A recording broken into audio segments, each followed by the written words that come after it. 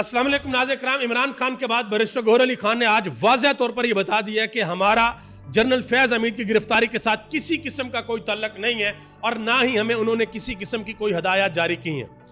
दूसरी जानब इंतजार किया जा रहा था मियाँ साहब की प्रेस कॉन्फ्रेंस का। यह कहा जा रहा था कि मियाँ साहब कौम के साथ खिताब करेंगे, बात करेंगे, प्रेस कॉन्फ्रेंस करेंगे और हकीकत कौम के सामने रखेंगे। कौम बड़ी पूरी उम्मीद थी कि भाई मियाँ साहब के ऊपर इल्ज़ाम लगे हुए हैं कि मियाँ साहब ने यास्मीन राशिद को 2 नंबरी से हराया। फॉर्म 45 पे मियाँ साहब हार गए हैं और टेम्पर्ड करके, यानी कि 1 को 7 बना के 0 को 8 बना के अजीबोगरीब किस्म का काम करके तो मियाँ साहब अपना हल्का जीते हैं। मनसेरा वाला तो वैसे ही हार गए थे। तो कौम ये उम्मीद कर रही थी कि भाई आज बिल्कुल टका के जवाब दिया जाएगा और ये कहा जाएगा कि मैं जीता हुआ हूँ। लेकिन हुआ क्या भाई, वही काम हुए कि मुझे क्यों निकाला। डॉलर के ऊपर बात की है मियाँ साहब ने, बिजली के रेट के ऊपर बात की है और ये कहा है कि मेरे दौर में सब्जी कितने रुपए किलो आती थी। ये तमाम तर तफसीलात आपके सामने मैं रखने के लिए जा रहा हूँ। लेकिन एक प्रेस कॉन्फ्रेंस आज पाकिस्तान तहरीक इंसाफ ने भी की है और बड़ी जानदार प्रेस कॉन्फ्रेंस की है। लतीफ खोसा ने उसमें बात की है, बैरिस्टर गौहर अली खान ने उसमें बात की है। बैरिस्टर गौहर अली खान ने जो बात की जनरल फैज के हवाले से, पहले मैं आपको वो बता दूं। बैरिस्टर गौहर अली खान ने कहा कि फौज एक मजबूत और डिसिप्लिन अदारा है, इसका अपना कोड ऑफ कंडक्ट है। तहरीक इंसाफ का जनरल फैज हमीद की गिरफ्तारी से किसी किस्म का कोई ताल्लुक नहीं है और ना ही कभी जनरल फैज हमीद ने तहरीक इंसाफ को कोई हदायत जारी की हैं। तो जो लोग बड़ी लुडियां डाल रहे थे, बंगड़े डाल रहे थे कि भाई फैज हमीद का और इमरान खान का कोई गठजोड़ निकल आएगा, आपको 9 मई के वाकयात में चीजें सामने आ जाएंगी। अगर आ गई तो अदालतों में जाके साबित करना पड़ेगा, वो एक नया चैप्टर है। लेकिन अभी तक इमरान खान और बैरिस्टर गौहर अली खान, जो कि अभी बाहर चेयरमैन है, उन्होंने कह दिया कि भाई हमारा किसी किस्म का कोई तल्लक नहीं है। इमरान खान ने भी कहा था कि मेरा तल्लक था वो प्रोफेशनल तल्लक था, उसके बाद मेरा सियासी तल्लक किसी किस्म का नहीं था जनरल फैज हमीद के साथ। आगे आ जाए, जो आज प्रेस कॉन्फ्रेंस की गई है, असल में मामला हुआ सुप्रीम कोर्ट ऑफ पाकिस्तान के अंदर। आपको याद होगा कि मोहतरम काजी फैज ईसा साहब ने अल कादर ट्रस्ट केस के ऊपर रिमार्क्स पास किए थे। इस पर अलीमा खान ने कहा था कि मैं सुप्रीम कोर्ट के अंदर जाऊंगी और वहां पर जाकर दरखास्त दूंगी कि ऐसा क्यों कहा गया है। अब तहरीक इंसाफ जाती है सुप्रीम कोर्ट, वहां पर जाकर दरखास्त देते हैं, उनकी दरखास्त ही नहीं ली जाती। लतीफ खोसा ने आज अपनी प्रेस कॉन्फ्रेंस के अंदर कहा कि मुझे 5 दहाइयां हो गई हैं यहां की खाक छांटते हुए, इन अदालतों के अंदर काम करते हुए, इन हाई कोर्ट्स के अंदर, इन सुप्रीम कोर्ट्स के अंदर आते जाते हुए, लोगों के केस लड़ते हुए, लेकिन आज तक पाकिस्तान की तारीख में कभी ऐसा नहीं हुआ कि किसी साइल की दरखास्त ही ना ली जाए। जो साइल होता है ना, वो लोअर जुडिशरी के अंदर, हाई कोर्ट के अंदर, सुप्रीम कोर्ट के अंदर जाता है कि मुझे यहां से इंसाफ मिलेगा, यहां पर मेरी मदद की जाएगी। लेकिन पहली मर्तबा पाकिस्तान की सुप्रीम कोर्ट, सबसे बड़ा इंसाफ का अदारा, उन्होंने दरखास्त लेने से इनकार कर दिया। उस इनकार के बाद आज उन्होंने प्रेस कॉन्फ्रेंस की है। लतीफ खोसा ने कहा कि चीफ जस्टिस लेवल का बंदा जुडिशरी का सरबराह होता है, यानी कि जिस तरीके से घर का एक सरबराह होता है ना, जिसने घर चलाना होता है पूरा, इसी तरीके से चीफ जस्टिस का भी वही किरदार होता है, उसने पूरी जुडिशरी को देखना होता है। लतीफ खोसा ने कहा कि अगर वो शख्स किसी की जाती मुखालफत में इस हद तक जाए तो फिर हमने बहुत सब्र कर लिया। फैज ईसा के बेंच में ना बैठने की दरखास्त ली ही नहीं गई, इसलिए हम प्रेस कॉन्फ्रेंस के जरिए काजी फैज ईसा से 19 तारीख को हमारे केस ना सुनने की इस्तदा करते हैं। 19 तारीख को केस लगा हुआ है और दरखास्त आज नहीं ली गई, तो उन्होंने कहा जी हम प्रेस कॉन्फ्रेंस कर रहे हैं और बता रहे हैं कि भाई हमारे केसेस के अंदर पाकिस्तान के ऑनरेबल चीफ जस्टिस ना बैठे। उन्होंने कहा कि हमने बहुत सब्र कर लिया, लेकिन काजी फैज ईसा इमरान खान के साथ जाती दुश्मनी पर उतर आए हैं, अब हमें एहतजाजी रास्ता इख्तियार करना ही होगा। यह बात की है लतीफ खोसा ने।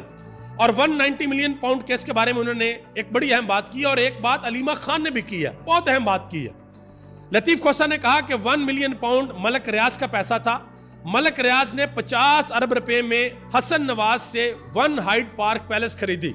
नवाज शरीफ से तो उसके पैसे का नहीं पूछा जाता, क्या काजी फैज ईसा को केस का पता भी है कि नहीं पता। और अलीमा खान जो इमरान खान की बहन है, उन्होंने कहा कि काजी फैज को अगर मलक रियाज से इतनी परेशानी है तो 100 मोटर लेकर उनको बुलाकर पूछ ले। उन्होंने कहा कि 190 मिलियन पाउंड इस वक्त सुप्रीम कोर्ट के अकाउंट के अंदर पड़े हुए हैं। क्या सुप्रीम कोर्ट ने अपने अकाउंट के अंदर चोरी का पैसा रखा हुआ है? क्योंकि इस पैसे का इमरान खान को तो किसी किस्म का कोई फायदा नहीं हुआ। ना ये पैसा इमरान खान के पास आया है, ना ये पैसा इमरान खान से गया है और ना इमरान खान को इसका किसी किस्म का कोई फायदा हुआ है। तो उन्होंने कहा कि आप ऐसा करें कि आप हिम्मत करें, 100 मोटो लें और मलक रियाज को बुलाएं अदालत के अंदर और उनसे पूछें कि क्या मामला है। आज पाकिस्तान तहरीक इंसाफ की कोर कमेटी का इजलास भी हुआ है। 4 मेन बातें उसमें की गई हैं। पहली बात, पाकिस्तान तहरीक इंसाफ के चेयरमैन, जो बानी चेयरमैन इमरान खान, उनके तमाम मुकदमात की तफसीलात रखी गई और बताया गया है कि सितंबर के आखिरी महीने तक ये तमाम मुकदमात क्लोज होने के लिए जा रहे हैं। दूसरे नंबर पे ये फैसला हुआ है कि 22 अगस्त को इस्लामाबाद में हर सूरत जलसा होगा। और मैं आपको बता दूं कि अगर पाकिस्तान तहरीक इंसाफ ने जलसा करने का फैसला कर लिया और स्पेशली जो केपीके से लीडरशिप है वो आ गई, शेर अफजल खान मरवत आ गए, तो फिर ये एक बहुत बड़ा जलसा होगा। तहरीक इंसाफ जलसा करने में कामयाब हो जाएगी क्योंकि लोग बाहर निकल आएंगे। इसके बाद एक और बड़ा फैसला हुआ है, वो फैसला हुआ है काजी फायज ईसा साहब के हवाले से कि वो इमरान खान के केसेस बिल्कुल भी ना सुने, पाकिस्तान तहरीक इंसाफ के केसेस बिल्कुल भी ना सुने। इसी हवाले से लतीफ खोसा ने प्रेस कॉन्फ्रेंस भी की और आखिर में जो हमाद अजहर ने कहा था कि मैं अपना इस्तीफा देता हूं, उनका इस्तीफा मंजूर नहीं किया गया, मुस्तरद किया गया है। और अब इमरान खान को भी यही कहा जाएगा जेल में कि हमाद अजहर का इस्तीफा मंजूर ना किया जाए, उनसे यही कहा जाए कि वो अपनी जिम्मेदारियां जारी रखें। अब आगे आ जाए जी, जो आज की वीडियो की सबसे अहम बात है, मियां मोहम्मद नवाज शरीफ साहब, पाकिस्तान के साबिक वजीर आजम, उन्होंने आज अपनी बेटी के हमरा मोहतरमा मरियम नवाज साहब जो कि पंजाब के वजीर आला हैं, उन्होंने आज प्रेस कॉन्फ्रेंस की और यकीन करें कि लोगों को बड़ी उम्मीद थी कि आज मियां साहब ये बताएंगे कि आखिर क्यों पाकिस्तान के अंदर इतनी महंगाई हो गई।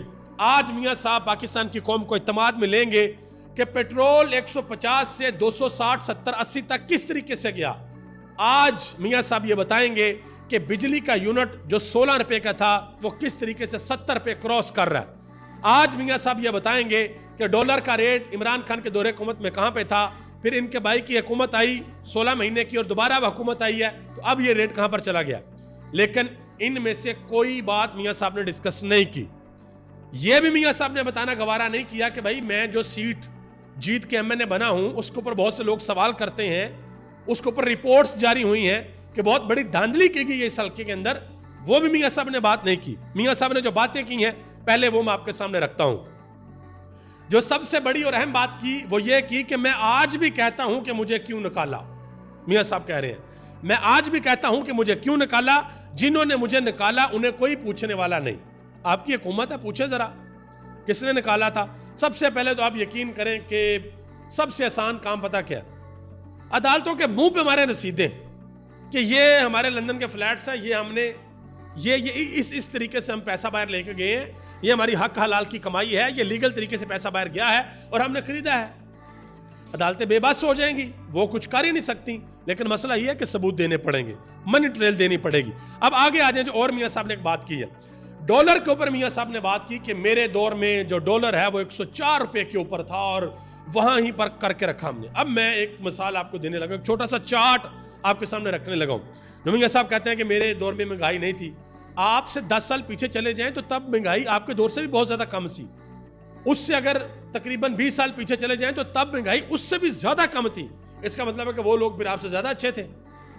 अब एक मिसाल मैं आपको देता हूं, 2001 से लेकर 2007 तक जनरल परवेज मुशर्रफ का दौर रहा और डॉलर कितना रहा, 61.78 से डॉलर शुरू हुआ और 60.63 तक कम हुआ डॉलर, यहां तक डॉलर रहा। इसका मतलब है कि जनरल परवेज मुशर्रफ की हुकूमत ठीक थी, वो बिल्कुल सही कर रहा था, फिर उसको क्यों हटाया, उसको क्यों निकाला, उसको रहने देते, वो तो सारा कुछ ठीक कर रहा था। अगर यही पैमाना है कि मेरे दौर में डॉलर 104 पे था, फिर उसी को रहने देते। मजीद कहा कि पंजाब में 500 यूनिट तक बिजली इस्तेमाल करने वालों को फी यूनिट 14 रुपए का रिलीफ दिया जाएगा। गौर से सुनिएगा, ये बात बड़ी इंपॉर्टेंट है।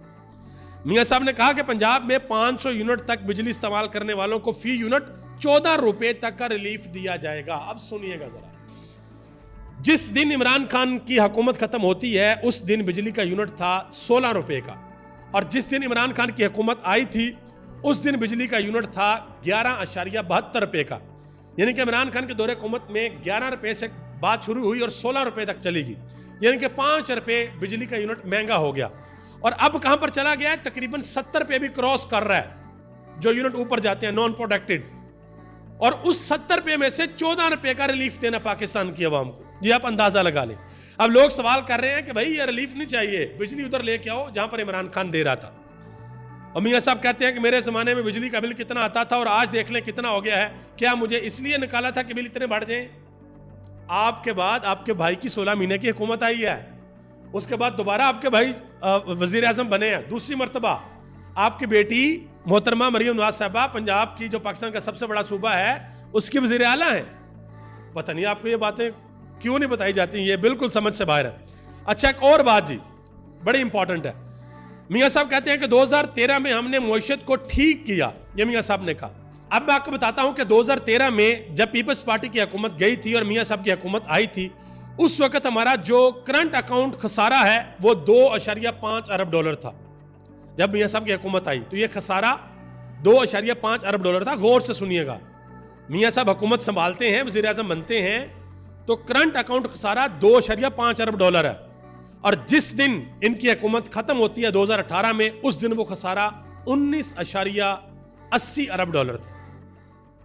19.80 अरब डॉलर, 2.5 से 19.80 अरब डॉलर तक करंट अकाउंट खसारा हमारा चला गया। उसके बाद एक और चीज सुन लें, 2013 के इख्तिताम के ऊपर जो हमारी एक्सपोर्ट थी, बरामदात, वो 25 अरब डॉलर की थी। और 2018 के इख्तिताम पर जब इनकी हुकूमत खत्म हुई तो उस वक्त एक्सपोर्ट 23 अरब डॉलर की थी, यानी कि 2 अरब डॉलर कम हो गए।